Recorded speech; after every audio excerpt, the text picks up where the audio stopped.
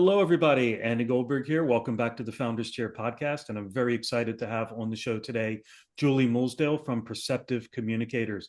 Julie, welcome to the Founders Chair. Thank you very much, Andy, for the opportunity. Delighted to be here. Very excited to hear about your entrepreneurial story. Julie, can we start off first of all? Can you just tell me a little bit about you personally? So, where you're from, Sure, uh, what you get up to when you're not at work, maybe that kind of thing. sure, Andy. Um, I am a Glaswegian, as you can probably tell from my accent, and I live in Glasgow with my husband and two teenage daughters. When I'm not at work and not ferrying them around as a taxi service, personal taxi service, I enjoy. Recently rediscovered playing golf. So I play golf. I'm really into my garden as well. And I grew up in not far actually from where I live, but I worked all over UK for a variety of different global brands before setting up Perceptive in 2006. Tell us a little bit about how you got into business for yourself. What pushed you into, or maybe not pushed you, but pulled you into entrepreneurship, and what gave you the confidence to go out and do it on your own? So my parents weren't in business, but they were very focused on having a good work ethic. And I'm one of four kids. I'm the youngest of four, two sons and two daughters. And we were all encouraged to work hard and believe that anything is possible. And my dad used to say, I think it was Gary Player, quote, the more you practice, the luckier you get. And it's absolutely true. So you won't win every time, but the harder you work, the more successful you are. And they instilled that at a real early age and really encouraged a real sense of self-belief. And self-confidence, and I think that stood me really in good stead. And I tried to do the same with both of my daughters. So we'll see how that turns out. Um, Tell us a little bit about Perceptive Communicators then. What do you do? Who do you do it for? And how do you do it? So we are very focused on working with clients who are improving lives and transforming futures.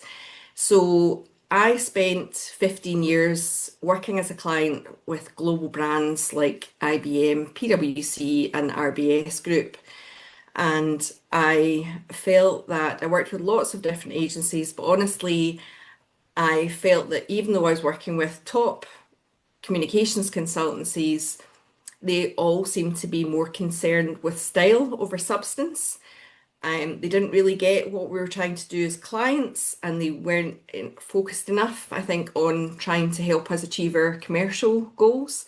So in 2006, I felt that I could take a different approach and set up Perceptive to be a team of expert specialists. So all we do is the built four sectors. We all we do is the built environment, science, technology, and leisure, and that's all we do. So we're really laser focused. So we help clients across those sectors with a variety of things, a variety of services.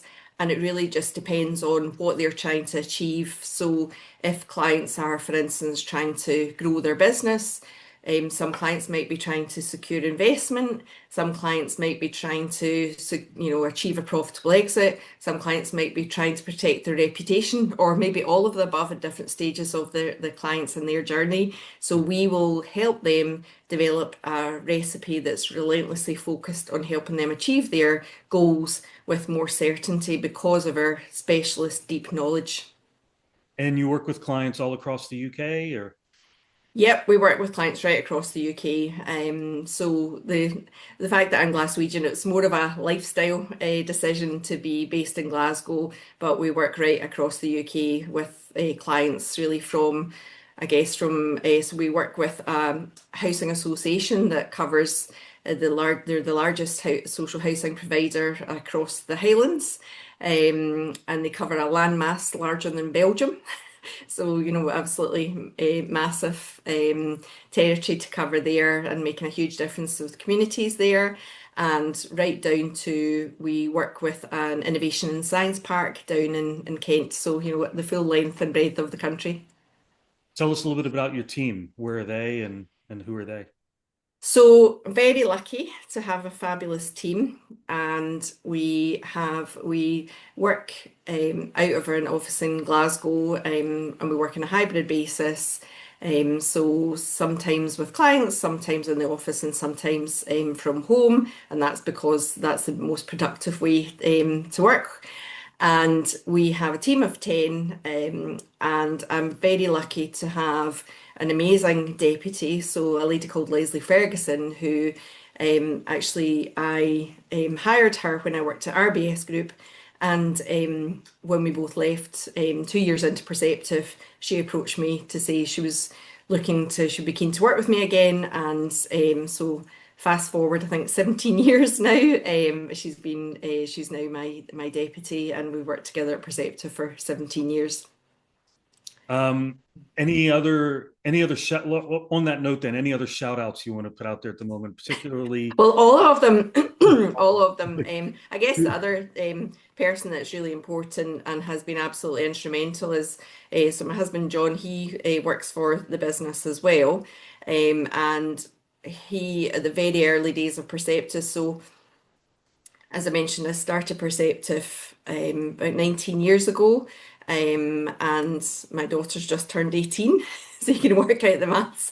So I found out 1 month into Perceptive that I was pregnant, and about a year in, we landed a fantastic property client, McTaggart and Mickle Group. And I already had another amazing client, the tech giant Cisco, and a few other clients as well.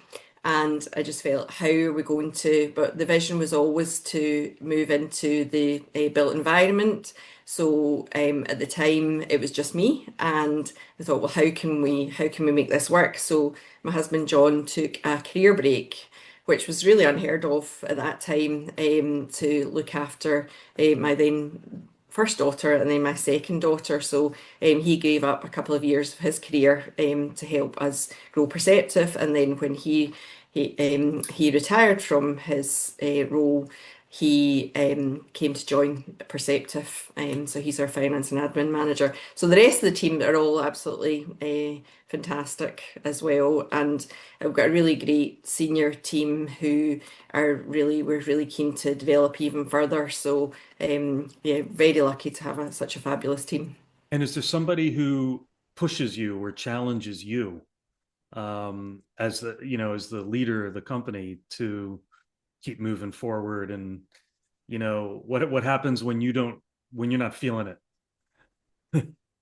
So I'm really lucky that I've got a great support network, and I think it's like different. You approach different people for different things. So I mentioned that our first built environment client was McTaggart and Mickle Group. The guy who hired me is a guy called Ed Monaghan, who was then chief executive of the group. He's now our non-exec. So and we've known each other for obviously a very long time. He was a client and he's been our non-exec for a while too. So he's a very good sounding board. I've also got a couple of other business coaches that I work with as well. And I think the other thing is that, that next year Leslie and I will have been working together for 25 years. So we have got a real solid friendship. She's like a sister, really, to me. And we've got a huge level of trust and we know each other really well. So we're very good at being able to be honest with each other and challenge each other when necessary, but also, G each other up if necessary too. And I guess the other thing is I'm really lucky with because we've got long-standing deep relationships with clients. And I think a lot of clients that we work with are, at a senior level too. And sometimes, there's certain frustrations that we can share as well. So big shout out to business coaches and the value of that, by the way, as long as they're on. Yes, absolutely. And Um, sometimes that just having that detached perspective. So, good on you, Andy, for what you do, because I think it's a really important. And I think consultants sometimes get a bit of a raw deal, but actually, it's having that perspective. And someone once said it's actually about, you're paying to rent space in someone else's head. And I think that can be really, really invaluable. And sometimes you just can't see, you're just too close to it. And we see it with our clients sometimes too. It's just about, listening to what they're doing and using your knowledge to help them find the best way forward that is more efficient and, has more certainty of working out well. let's talk a little bit about your journey as a business owner. What would you say has been your biggest learning? So I think probably the biggest learning is you can do it all. So I think particularly for women, so I'm involved with a few. So I co-founded a group called Female Leaders in Construction with another senior woman in the built environment, a lady called Leanna Canavan. And we have founded as Perceptive Senior Women in Science. And that is quite deliberately trying to form a network for senior women and in those sectors which are pretty male dominated, particularly at the top. And we know there's reams of research which show that more gender balanced teams are more effective. So that's about trying to move that needle by encouraging these women, championing these women, inspiring these women. So the women that are in those sorts of networks are really helpful in terms of inspiring each other as well. So I guess the learning is that, and often, so I think there's particularly loads of research about COVID about women just naturally take on a lot of the caregiving. And I think there's a lot about the impact of that on women. So in terms of in terms of the learning is that I don't think women can do it all, or I don't think anyone can do it all. And I think it's about trying to get the help and reach out. And it's actually okay to say you don't know the answer or you need some help. And I know certainly I tend to when you're action oriented, and I guess action coach probably you're the same, Andy.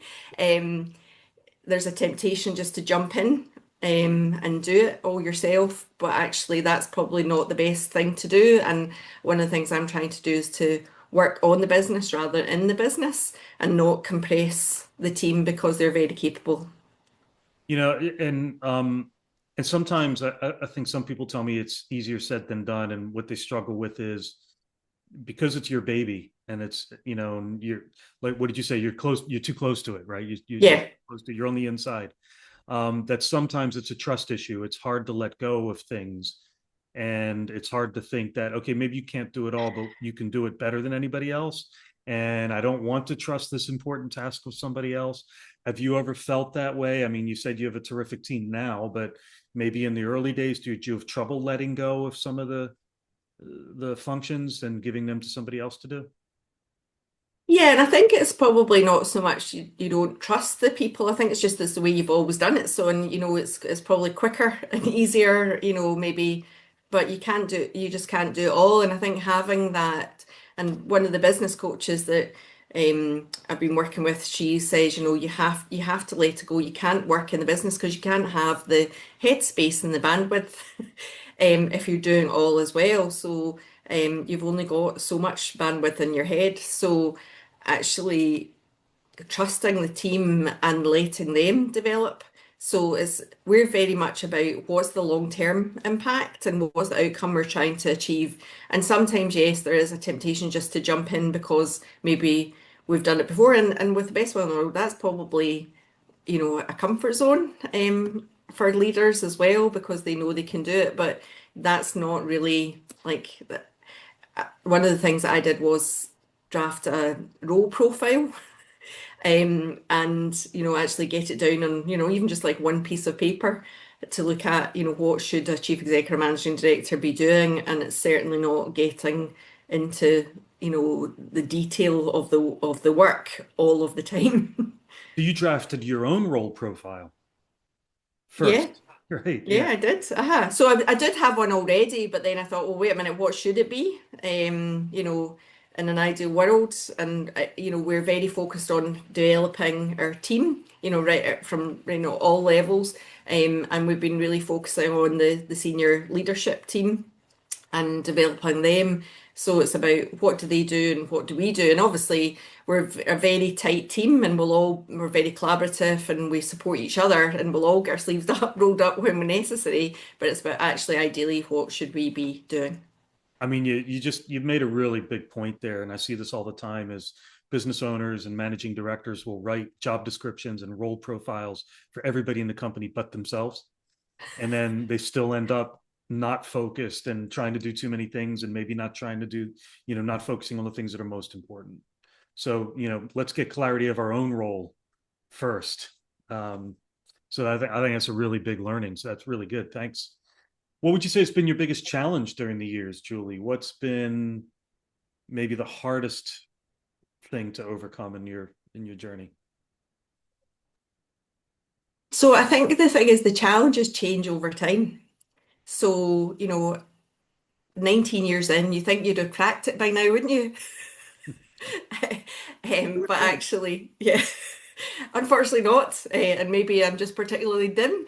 But the challenges just change all the time. So probably one of the biggest challenges was probably first big challenge was um, moving into the property sector as the credit crunch happened.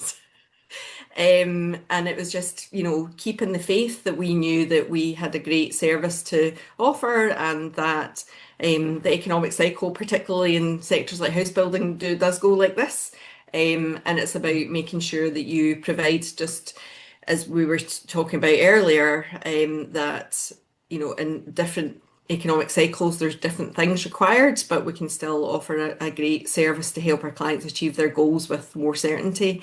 So, and then obviously was COVID and the cost of living. And I found COVID really hard because we were a really tight collaborative team and a lot of the team were having lots of different personal challenges. Obviously it was a really difficult time for everyone.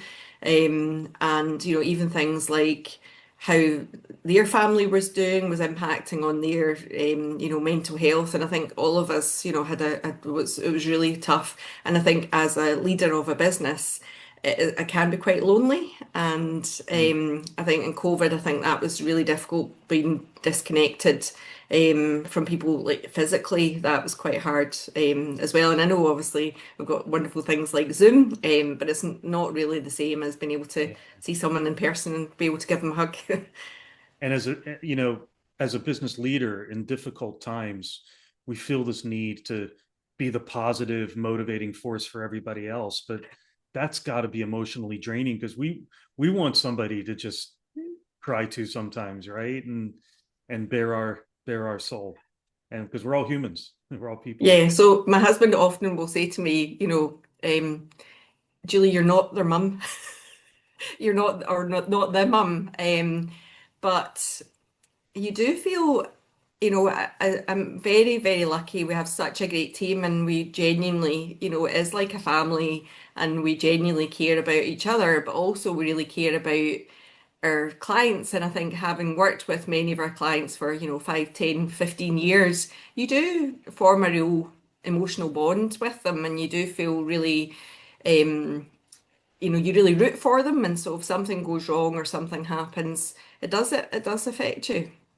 Is it important to get personal with your team? And when I mean get personal, I mean get to know them personally and be interested in their lives and their what they're going through in their family and personal lives and things.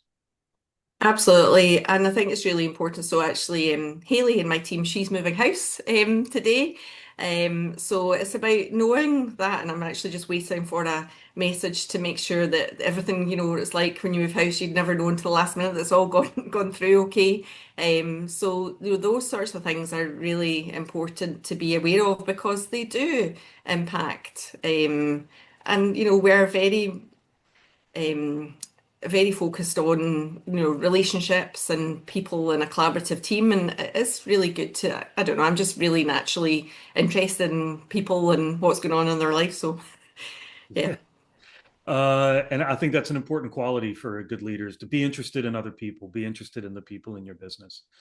Um, so what's the next big thing for you in your business, Julie? What do the next couple of years look like in terms of opportunity and growth and challenge?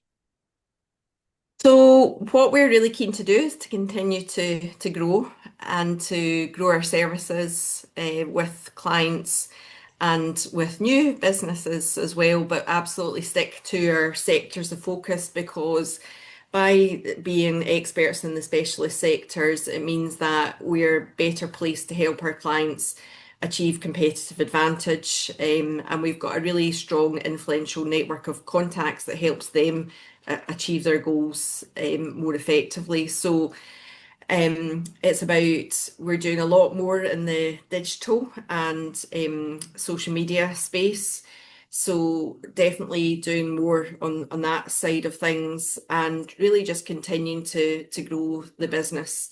And we've been very fortunate that as our clients have grown, we've grown with them. And it's really to continue to do that, but also to um, definitely take on more clients as well and add additional services on. So yeah, absolutely. The next 3 years is about growth and actually growing the team as we grow the business. Great. So always be growing. Yeah. There's no standing still, is there? No, and I guess that's what makes it interesting, that it always changes. And I guess it makes it interesting and challenging because things are changing all the time. It's different challenges, but that's what stops you from being bored. And I think it also helps to motivate the team as well. That we're if you change things in the way you work, or but we've got that constant of a great team, but also great clients, and it's really motivational to see, we've done something with clients and we've had a really great impact with them. So, for instance, Clyde Gateway is another very long-standing client with us. They are Scotland's largest urban regeneration company. And we started working alongside them when we were working on the consortium that was building the Athletes Village for the Commonwealth Games. So we started working, this is a very long-term thing. We started working on that in 2009.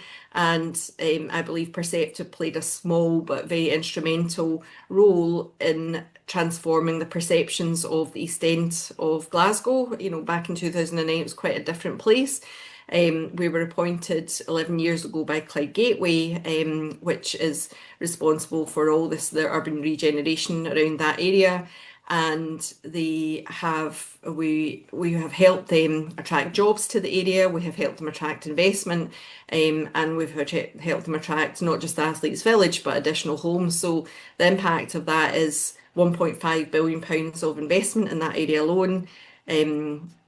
8,000 jobs and 4,000 homes, which it's a completely different place. And I think that's the thing with a lot of our sectors, it's things you can touch and feel and see, and you can really see the impact of that. And I still, get a real kick out of driving through that area or going to the Athletes Village and saying, this is real.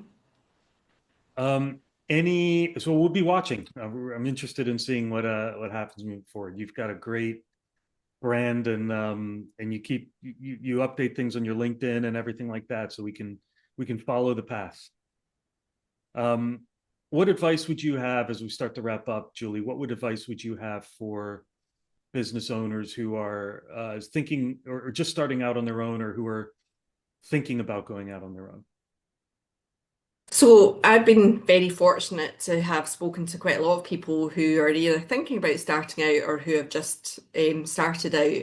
And what I usually say to them is it's not for the faint-hearted. So there's often a lot of chat about being really flexible and work-life balance. There's a lot of chat about that.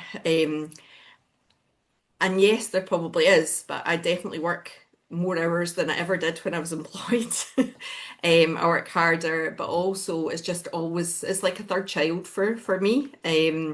So it's always there, and as you probably know, Andy, as well. So it's absolutely not for the faint-hearted, but it's incredibly rewarding. And I don't just mean financially, but it's being able to, and we're very fortunate, we feel very instrumental. We're very focused on trying to, or achieving impact with our clients, working really close with our clients to understand what it is they want to achieve, what their goals are, helping them develop the right strategy with different tools. So that could be public affairs, it could be PR, it could be digital, or it could be social media. So it could be a range of different things, or a combination of all of that if that's the right thing to get them to their goal. And we work really consistently with clients. So being able to do that and then see the impact of it. So, what we've been doing with Cloud Gateway, that's a really great example of seeing the impact. Now, it's not just us, of course it's not, but if we have helped them achieve that along the way, it's really, really powerful. So and being master of your own destiny, and being able to decide whether or not you want to do things has been really powerful for me. And when I set up Perceptive, I was very fortunate to have had that global brand experience, but also working for big companies. What I tried to do was to take the great things about the professionalism, the structure of big companies, but actually ditch all the bureaucracy and the politics as much as we possibly could, and have that personal touch as well. So it's really trying to take the best of both worlds and put them together. So you have that ability where if you start your own business, and what we've tried to do right from the outset with Perceptive is encourage the team to help shape that as well. So that they have got, and I think that's quite unusual when people come to us, and we do quarterly away days, and everyone from the most junior to the senior team have an opportunity to shape the direction of the business. Now, I'm not saying that's necessarily right for every organization, but when you have your own business, and if that's something you choose to do, you can do that. And what I would also say is that particularly in some of the sectors that we work in, and I think it's a very Scottish cultural issue, is that whole tall poppy syndrome. You don't want to be seen to be too big for your boots. But actually, it's really important. It's a very competitive world out there. It's really important that you be bold and be willing to stand out.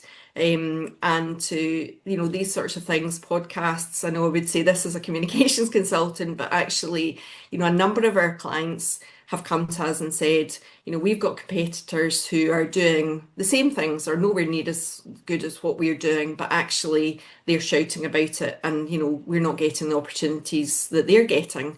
So what we do is we help turn the volume up on the right things, and develop a strategy that's going to help them achieve that effectively, which then leads to more opportunities. So one of our clients has said, you've just, since we've last, I guess, 9 months we've been working with them, it's almost like you've sprinkled magic dust and everything just seems to be moving in the right direction. And I think the thing is, people need to be aware of you. They need to be interested in you to be able to want to work with you.